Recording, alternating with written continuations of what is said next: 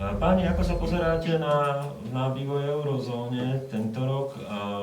Aj s ohľadom na to, že Taliansko silne Beppe Grillo hovorí o vystúpení Talianska z eurozóny.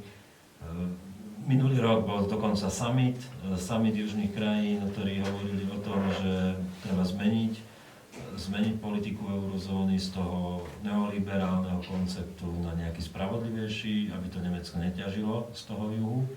Ako sa na to pozeráte vy? No, keď som bol na gymnáziu, tak som čítal tú hru Kráľ Ubu, čo je taká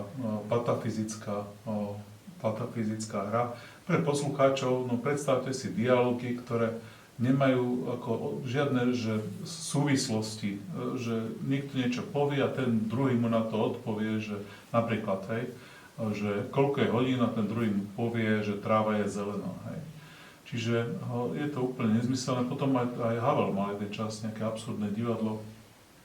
No a toto je to, čo my zažívame dnes, čo sa týka nielen eurozóny, ale aj svetových finančných trhov, svetovej ekonomiky a nakoniec aj geopolitiky, kde my na jednej strane niečo hovoríme navonok, ale keby ľudia nemali takú krátku pamäť, tak by si aj pamätali, že to ale minulý týždeň, že to bolo ináč, že boli tam tí dobrí a teraz sú tam teroristi a o týždeň sú zase tam tí dobrí. Čiže niečo podobné sa odohráva samozrejme aj na tých finančných trhoch a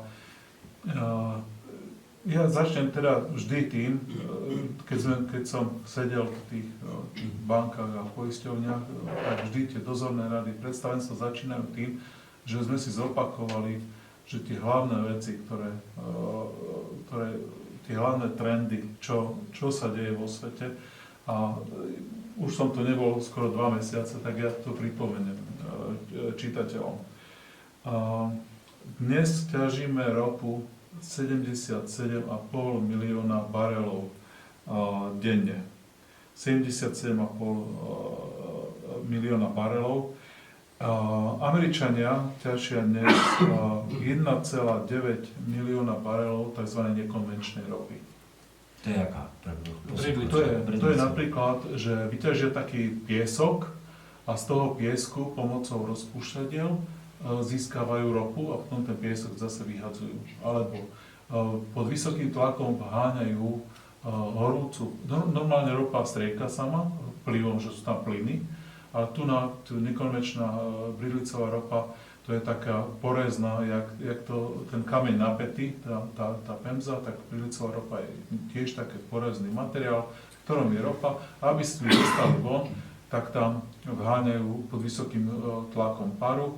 Samozrejme, že ropa sa líši ešte v tom, že keď navrtáte tú obrovskú podzemnú dutinu, povedzme taká sloja má 200 metrov výšku a nejakých 400-500 metrov dĺžku, aj priemer, taká kapsula podzemná, tak navrtáte to a odtiaľ vám tá ropa ide striekavo. Keď navrtáte bridlicovú ropu, tak povedzme tá kapsula má 40-50 metrov, ešte tam musíte zháňať tú paru, potom musíte urobiť ďalšiu. Takže vyvinuli sa techniky horizontálneho vrtania, že ten vrt ide najprv šikmo dole pod zemi, potom sa tak zohne a vrta sa vodorovne a tam vždy po tých 40-50 metrov sa to vyťaží a ide to ďalej. Spusta sajrajtuje z toho, aby to mohlo ísť do ropovodu, tak musia tam pridávať normálnu ropu a riediť to, lebo ináč je to taký hustý dektový. No a samozrejme je tam veľa prímesí, no ale to sme zabočili niekam úplne. Čiže 77,5 milióna, 1,9 milióna barelov nekonvenčnej ropy. Ten vrchol nekonvenčnej ropy bol buď 2016 alebo 2017 a len ten zachránil ľudstvo, aby nezačalo klesať to čerpanie ropy. Sme na vrchole tej ropy, od dnes budeme čerpať čoraz menej. Ja pripomeniem, že sú svetové zásoby, dobre? To sú tzv. Vyťažiteľné rezervy, recoverable reserves. Saudská Arábia 267 miliónov barelov ropy, to je pre celý svet na 10 rokov. Ano? Druhá je Venezuela, svet na 7,7 roka, tretia je Kanada, svet na 6,3 roka, Irán 151 potom Irak podobne, Kuwait na 3,7 roka a Rusko napríklad na 2,1 roka. Áno? A to som prvých 10 tuším vyčerpal. Čiže keď si to spočítate, tak také, hovorí sa, že máme ropu tak na 60 rokov plus minus. A potom už ropa nebude. Hej, koniec. Fajka zhasla. A teraz o túto ropu je boj. Áno, všetci chceme tú ropu, tak sa pozrieme ešte raz, kde je najviac. Prvé miesto Saudská Arábia. Hej? Tak John Kerry na protest proti tomu, že sú nejakým spôsobom narušované práva gejov, zatrhli im pochod v Moskve, tak na protest zrušil návštevu v Moskve a išiel do Saudskej Arábii, kde ich rovno popravujú, hej, gejov. Čiže Saudská Arábia, vieme, hej, videli ste možno zábere, ako sa ukláňa pred kráľom, myslím, že nedávno zosnul, že, Abdullahom sa ukláňa Obama. Hej? Normálne hlboký úklon. Čiže prvé miesto Saudská Arábia, druhé miesto Venezuela. Keď sa budeme rozprávať za chvíľočku, čo sa deje vo Venezuele, no toto sa deje vo Venezuele. Hej? Je tam ropa, hej? Majú smolu, takže všetky hospodárske problémy nesúvisia aj s tým, hej? Janko určite pripomenie Huga Cháveza a jeho socialistický program. Ale mohli si to dovoliť a robili to všetci. Robila to Margaret Thatcherová, že minula ropné peniaze z Británie, tak to robila aj Hugo Chávez. Ďalšie je Kanada, ale Kanada je v pohode, sú kamaráti, ale je to len na 6,3 roka. Potom sú Irán, Irak, jasné, dva ďalšie ciele na Blízkom strednom východe. Potom je Kuwait, ten je kamarát, ale to je už len na 3,7 roka. Potom sú Emiráty, a potom je Rusko 2,1 roka a koniec fajka zhasla. Ostatní to sú už len akože Brazília a neviem čo všetko. Lebo my občas v tých rozhovoroch, keď prednášam, tak ľudia vyhodia. Ja som počul, že našli obrovské náleziska pri brehoch Brazílie. Ja som počul v Karibiku a ja vždy hovorím, áno, ale na 14 dní pre svet, áno. Vôbec nám to nepomôže. Takže ropa není. A najviac ropy sme objavili v roku 1964, ktorý sme objavili 60 miliard barelov, čo je tak na 2,1 roka pre svet. Rozumiete, my musíme každý rok objaviť na 1 rok zásoby. Ano? Najviac sme ich objavili na 2,1 roka, v 64. roku. Od tejto klesa dnes nájdeme za rok zhruba 10 miliard barelov, čo je zásoba pre svet na 133 dní. Tretina roka, áno. A do roku 2040 sú predikcie, predpovede, že klesne tie nové zásoby, ktoré nájdeme každý rok na 3 miliardy barelov, čo je svet na 40 dní. My ročne nájdeme zásoby vyťažiteľné pre svet len na 40 dní v roku 2040. Hej? Čiže šlus. Podobne je to zemný plyn, podobne je urán. Energie nie sú. Všade sme na vrchole. Natlačili sme si peniaze od roku 2000. Keď sa pozrieme, a týka sa to v prvom rade ekonomického centra, pripomeniem, že teda pre poslucháčov, že svet je tak, že najprv sa niečo udeje v Amerike, to je centrum, a potom sa udeje na periférii, to je Európska únia, Japonsko a potom zvyšok sveta, ktorí sú vo veľkosti tej ekonomiky nie až tak dôležití. Hej? Takže od roku 2000 pamätáte sa, technologická bublina, Greenspan to sa snažil zachrániť a začal tlačiť peniaze. A od roku 2000, keď si porovnáte rast, ako rastie HDP, to je nejaké ekonomické číslo, ktoré napríklad spotreba štátu plus spotreba domácnosti sa dá vypočítať HDP, tak keď sa pozriete, odčítate od toho zadlžovanie, tak zistíte, že od roku 2000 vlastne ekonomika Spojených štátov klesá rýchlosťou, myslím, že 5% medziročne, áno. Čiže klesá to. Klesá ekonomika Spojených štátov, dobre sa držalo Nemecko, Európska únia ho potiahla. Prišli do toho krajiny, dostali peniaze, spotrebovali, vyrábalo Nemecko, ostatní spotrebovalo, potiahli, zachránili sa na chvíľočku.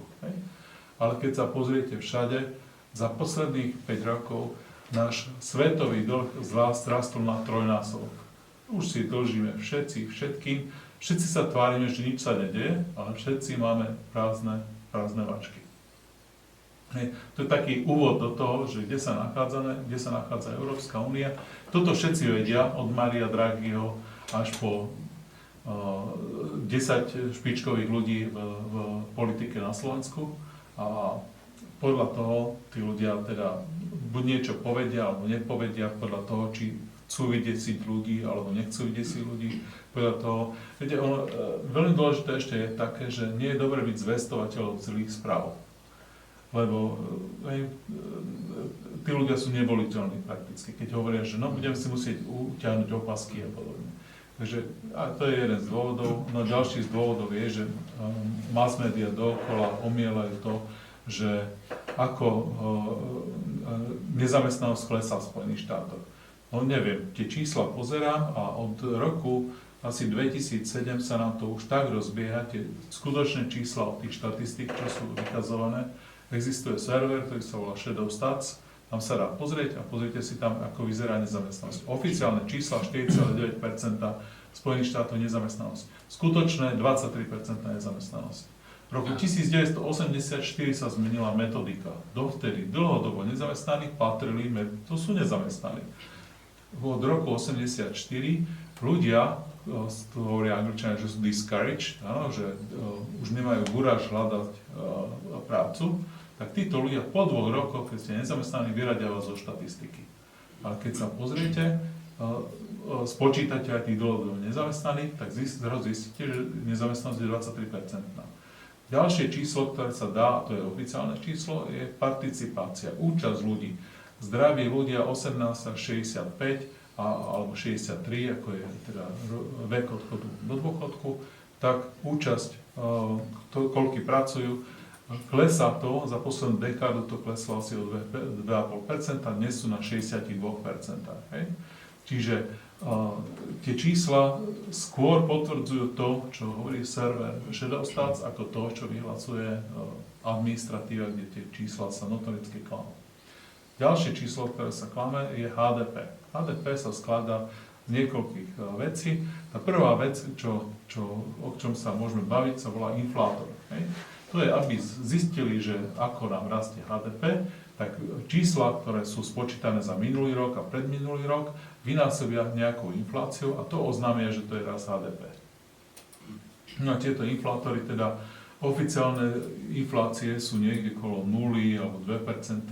No, na servere Shadow Stats sa pozrite oficiálnu, tú skutočnú infláciu na nejakom spotrebnom koši zmerané metodikou 20 rokov, lebo to je to, čo potrebuje ekonóm, to je to, čo potrebuje finančník, keď robí investície, potrebuje skutočné čísla, ktoré sú konzistentné za posledných 50 rokov.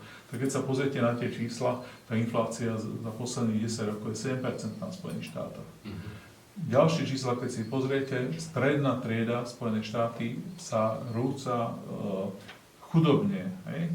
Je napríklad, teraz vyšli čísla, že generácia 40-tníkov až 50-tníkov, mám to niekde poznačené, majú úspory $2500.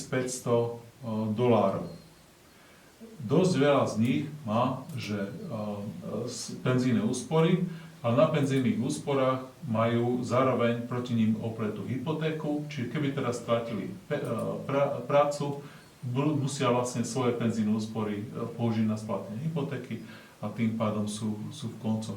Takže tá stredná trieda aj kvôli tomu neutráca v Spojených štátoch.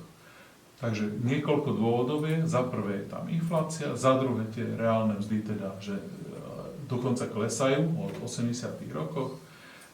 Čoraz viac sú všetci zadlžení, majú priemerne na kreditke $16,000, na penzíny už to 0, no tak nech sa nečudujú všetci, že tá spotreba stagnuje.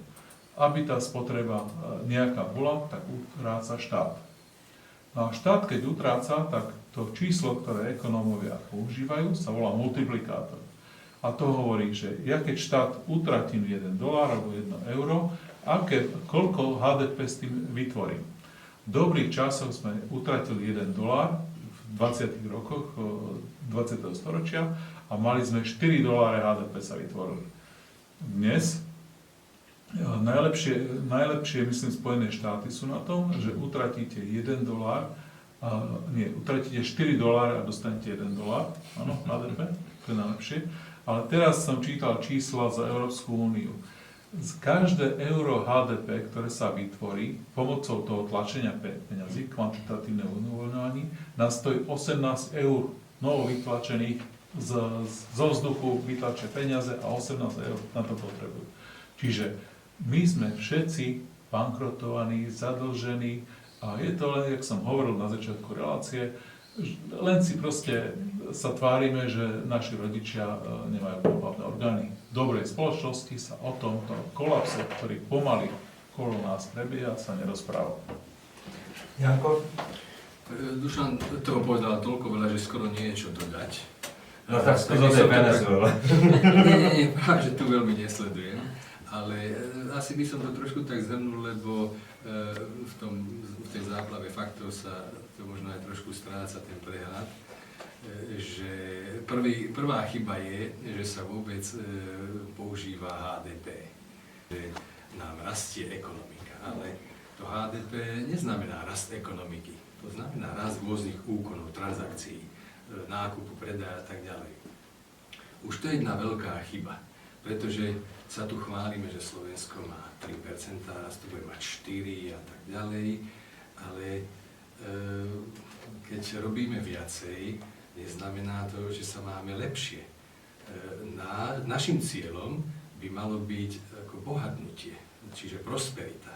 A tá sa neráta našou robotou, môžem robiť veľmi málo, skoro nič, nedá sa povedať, ale môžem bohatnúť. A to bohatnutie sa práve počíta, Dušan to tak spomínal, tým, že sa odrátajú tieto položky, ako v účtovnej závierke teda, že sa ráta majetok, finančný, nefinančný. Ja si pamätám kedysi, keď sa superilo ako za studenej vojny, východný a západný blok, tak to boli dlhé tabulky zo snovu. Nebolo HDP, ale bolo, že vyťažilo sa toľko a toľko sa vyrobilo v tom odvetí, toľko a toľko traktorov sa vyrobilo v Poľsku, ale aj toľko a toľko neosobných automobilov v Nemecku. Také a takej kvalite sa predali takéto. Proste bolo to neskutočne veľké zoznamy tabuliek, ale nebolo toto HDP. To HDP proste vzniklo ako mantra niekde začiatkom 90. rokov. Trošku skôr zmenilo sa to tak. Ale tak politicky sa 37. tuším sa vzniklo. Ale politicky sa presadilo ako mantra 90. Áno, ako špička ukazovateľov. Tak. Lebo potom ešte prišli zelení ekonómovia s indexom kvality života, čo je úplne niečo inde. Tých indexov je milión a HDP je tiež, môže byť napríklad, rád pozerám okrem HDP aj HDP založené na parite kúpnej sily. To je pre tých, čo sedíte za internetom, teda všetci poslucháči. Keď si napíšete GDP, ale niektorí to budú aj pozerať. Dobre, a PPP, Purchase Parity Power, áno, tak nájdete si to na Wikipedii, dostanete rebríček poradia krajín a ešte keď si dáte per capita na obyvateľa, to dostanete a je to prepočítané cez to, že čo si môžete za tie prachy dovoliť. Ale vždy si pozeráme, hej, ako je na tom Grécko, ako je na tom Portugalsko, to sú také tie krajiny, ktoré zo spodu dobiehame, ako Slovensko. Ale oni výdatne bežia oproti nám. No. A teraz tomu, čo Janko povedal, je jeden ten ruský ekonom, ktorého meno som zabudol, ktorý je... Satanovský? Nie, Glazajov. Nie Glazajov, ešte myslím, Kasatonov, tak nejak sa volá. Katasonov. No, mýlim si ho s tým hokejistom, vieš. Kasatonov. Tak ten ekonom hovorí, že smial sa a vraví, že viete, no keď bude kríza, tak to je ako keď máte pivo, odfúknete z toho tú penu a uvidí sa potom, že koľko to je tá skutočná ekonomika. No a to je aj ten Purchase Parity Power, tá parita kúpnej sily, to tiež nevystihuje presne. Lebo keď bude veľká ja som sa veľmi dobre zoznámil napríklad s francúzským penzijným systémom alebo s čilským penzijným systémom, kde tie peniaze sa otočia 3-4 krát. Že človek si uloží peniaze do penzijného systému, z penzijného systému idú do akcioviek vo forme akcií. Akciovka zase ich napumpuje niekam do ekonomiky a zase späť sa vrátia do peňaženky toho človeka, ktorý zase urobí ďalšie kolečko. No a keď si zoberiete taký ten štandardný rýchlosť obrátky peňazí M2V, tak tá obrátka niekedy v tých dobrých časoch bola, že 11-krát, 13-krát, 17-krát do roka sa dokázali tieto peniaze takto otočiť v tej ekonomike. Hej? To samozrejme pri každej otáčke sa napumpuje ten systém hore. No ale čo sa stane, keď teraz tá ekonomika zamrzne, keď máte veľkú krízu, tak všetko sa to zamrzne a sa nerobia už 17 otočiek, ale urobí sa jedna a skončí to niekde v strede. Áno? No a keď sa momentálne je to 0,5 zhruba. No, áno. Mne sa natlačilo toľko peňazí, že tá obrátka je, že za rok tie peniaze urobia pol obrátky. Rozumiete, je 12 mesiacov do roka, normálne číslo je 12, 13, 14, hej?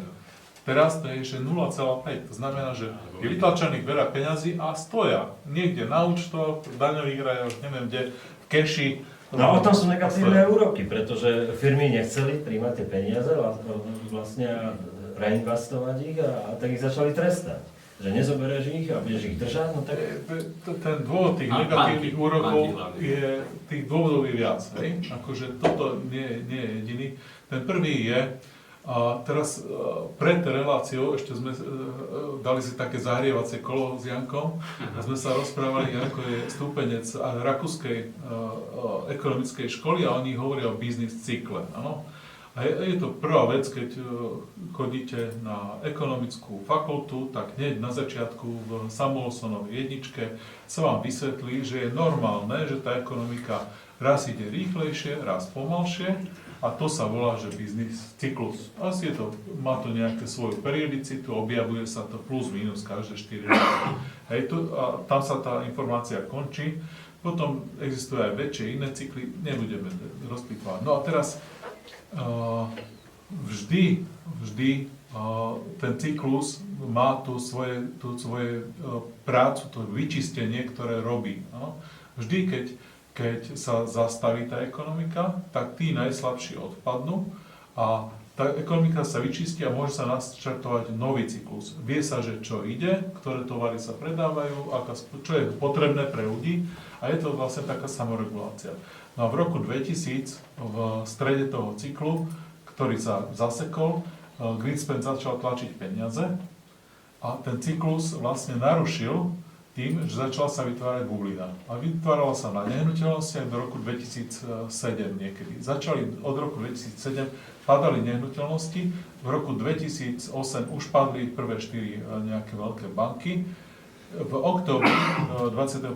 októbra 2008 bol veľký prepad na burze a všetci hovoria, že aha, je tu nejaká kríza. A vtedy čo sa stalo? Vtedy už bol Bernanke, znížil zase úroky. A zase sa napumpovali nové peniaze do ekonomiky. To nestačilo. O 7 dní už vedeli, že to nestačí. Tak za prvé jednu obrovskú 700 miliardovú petardu pustila americká vláda do ekonomiky a začal rýchlosťou 40 miliard dolárov mesačne, začal Bernanke pumpovať peniaze. Vytlačil peniaze, normálne zo vzduchu, urobil bankovky a tie začali rozhadzovať a nakupovali za to akcie a dlhopisy a kadečo. Hypotekárne dlhopisy. No kadečo. Prebavené to. No, to nestačilo, prišlo ďalšie kolo, už boli na 70, potom na 80. Potom sa pridala Európska centrálna banka, Japonská centrálna banka. Dnes to robia všetci. Dnes sa tlačia peniaze a snažíme sa, aby ten cyklus, ktorý mal v 2000 roku dobehnúť do konca, vyčistiť ten trh, aby doteraz. Ale je to presne ako keď máte gumu, tak predstavte si takú leteckú tú gumu, čo sa púšťajú lietadielka, hej, a zoberiete si taký 5 cm kúsok a začnete naťahovať, hej. A máte 10 cm a pri vás stojí človek a povie, neblbni, pustíš to a budeš mať červené ako švacnite prsty. Nie, ešte vydrž. A namiesto 10 ešte dáte 15. A on hovorí, neblbni, akože fakt už neblbni, bude to veľmi bolieť. A vy nie, dáte ešte 20. Hej? A všetci už si myslia, že to je koniec a už ste na 1 metri, tá guma je naprasnutá, to musí zle dopadnúť. Áno? To, keď pustíte, tak proste to bude Ale nepokazí mu prsty, ale vystrelí tomu druhému do oka. No, Áno. ale bude to veľmi zle. To je rímskeho momentu. A toto my robíme. Áno? Čiže tá kríza, ktorá mala, vznikajú deformácie toho trhu. Tie deformácie sú za prvé, že bohatí sú čoraz bohatší. Áno? Tie nožnice sa neuveriteľne roztvorujú. Áno. Hej, Gini index, čo meria tú chudobu. Musia. Hej. Ten systém jednoducho nepovolí. To takto musí byť. Lebo oni si vlastne vytvárajú to bohatstvo, tie banky. Nie centrálna banka, teraz myslím banky. Oni tvoria peniaze. Áno. Peniaze v bankách sú vlastne súčasné výrobné prostriedky aj pracovné prostriedky, dá sa povedať, predmety. A to je tak, ako keby si automobilka zo vzduchu vyrobila výrobnú halu, stroje a tak ďalej. Hej?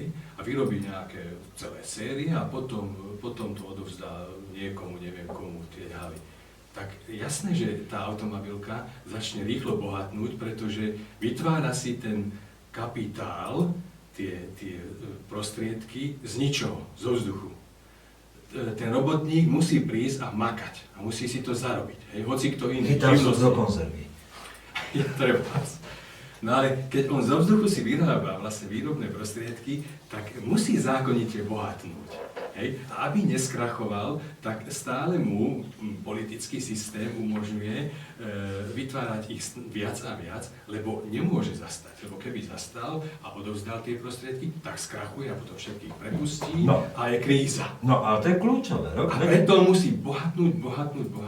A banky toto robia. No a to je kľúčové, lebo rok 2008 nastolil vo svete bankový socializmus. V tom zmysle, že vlastne definitívne sa prepojili štáty s privátnymi bankami a vlastne sa urobilo to kolečko uzavreté, Dá sa to tak nazvať. kde vlastne štáty zachraňujú banky, ktoré zachraňujú a uverujú štáty. Presne o tomto som rozmýšľal na začiatku, keď ste spomínali tú chartu 77, hej? 77 znamená rok 77 a v tom čase my sme už veľmi hlboko si klamali, ako si spomínal, sme sa učili o 68. 69. roku a niekedy v tom čase hovorili ekonómovia v 68. 69. veď to železo, čo vyrábame, častokrát ho vyrobíme, dáme ho na dvor a o pol roka ho zase dáme do pece a vyrobíme z neho nové železo. To isté sa robilo s pneumatikami, to isté sa vyrábali objemy betónu, cesty, ktoré nikam neviedli, vytvárali sa panely, ktoré niekde proste len dážď ich rozrušil. Takže vznikali neefektivity. A toto, čo sa deje pri tom tlačení peňazí, rovnako vznikajú ekonomické neefektivity. Napríklad sú bubliny v nehnuteľnostiach. Na webe, teraz som pozeral, vo Vancouveri vyhnali cenu, že stará barabizňa rozpadnutá 1,7 milióna $. Má to cenu len ako pozemok a ten pozemok ohodnotil niekto za 1,7 milióna $. Boli tam niektoré nehnuteľnosti, tiež stará buda 10 miliónov $. Toto sú tie neefektívnosti. Alebo máte nulové úroky.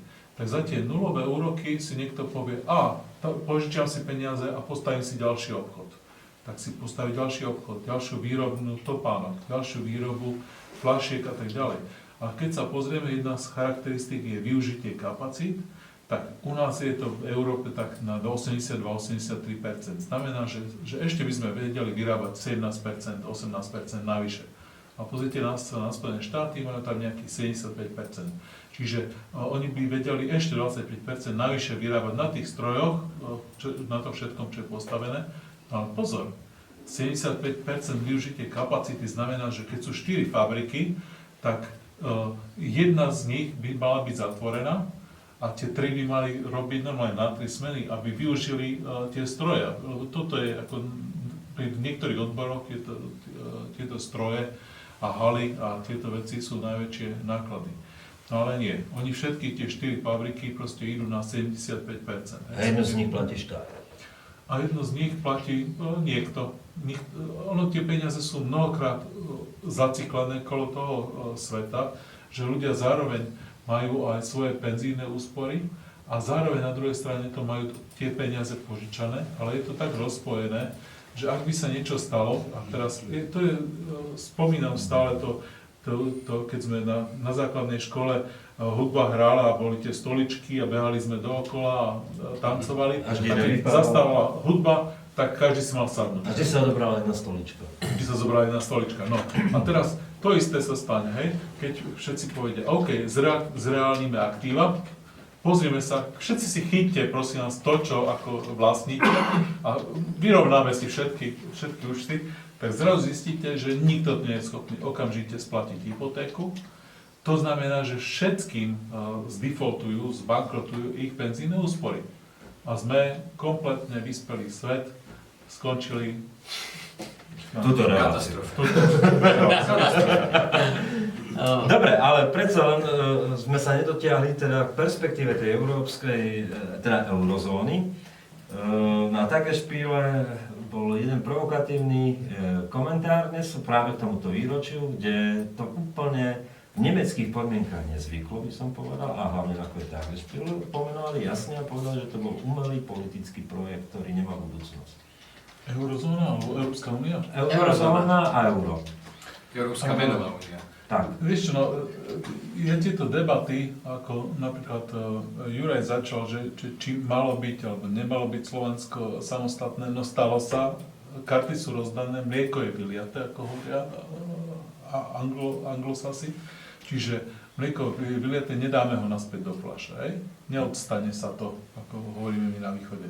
Takže treba hrať s tými kartami, ktoré sú rozdané tak, jak sú rozdané. Európska únia existuje. A teraz je otázka skôr, ako tie voľby, ktoré budú v 2017, a to je skôr na vás, páni, komentátori. 2017 voľby Francúzsko a Taliansko. Nemecko. Áno. Nie celkom Francúzsko a Taliansko. Nie. No? To Taliansko napríklad, všade sa to teraz odohráva iná motivácia. No. Brexit bol z dôvodu zrejme tých migrantov, plus ešte nejaké tie ekonomické problémy. Že prirodzená anglická hrdosť a konzervatívna. Áno, vlastne oni boli aj doteraz trošku extra v tej Európskej únii. Ale Taliani, to ja som písal už dávno na blogovisku, oni sú prví zrejme, ktorí sa budú snažiť vystúpiť z Európskej menovej únie kvôli rozpočtom. Európska menová únia má nejaké tie pravidlá, maastrichtské, alebo Basel, hej, a tam im to určuje, čo ako musí dovoliť a čo nesmú dovoliť. Lenže Taliani, ak si pamätáte, pred rokom 1999 platili v miliónoch. U nich sa v podstate nič nezmenilo. Tie milióny sa premenili na nejaké eurá, ale oni tú potrebu tej inflácie ako tlačenia peňazí majú ďalej. Lebo tá ekonomika nemôže fungovať dobre, keď je nezdravá, že žila na tej inflácii. Oni v tom pokračujú ďalej, ale to euro ich brzdí. Preto oni teraz potrebujú znova sa vrátiť k tej inflácii a vystúpiť z Európskej menovej únie. Preto, ak som dobre zachytil, viackrát, tak ten Beppe Grillo tvrdí, že proste sa nedajú obmedzovať nejakými predpismi. A o tom bol ten južanský summit minulý rok, kde oni to vlastne popísali, že oni chcú iný model, nie 3%. Iný model, ale ten starý inflačný model, pretože oni už nedokážu fungovať takto a musia sa vrátiť k tomu, a to je nezdravý spôsob, a budú pokračovať až do hyperinflácie. No, lebo sa boja osudu Grécka. Grécko nekolabovalo a neskovalo pretože bolo Grécko a bolo na tom zle. Pretože muselo ísť do ešte väčšej reštrikcie, pretože nemohlo devalovať svoju menu, lebo ho nemalo. A súčasne sme ho nemohli pustiť ako Európska únia, lebo keby vystúpilo, tak by to začalo robiť problémy inde.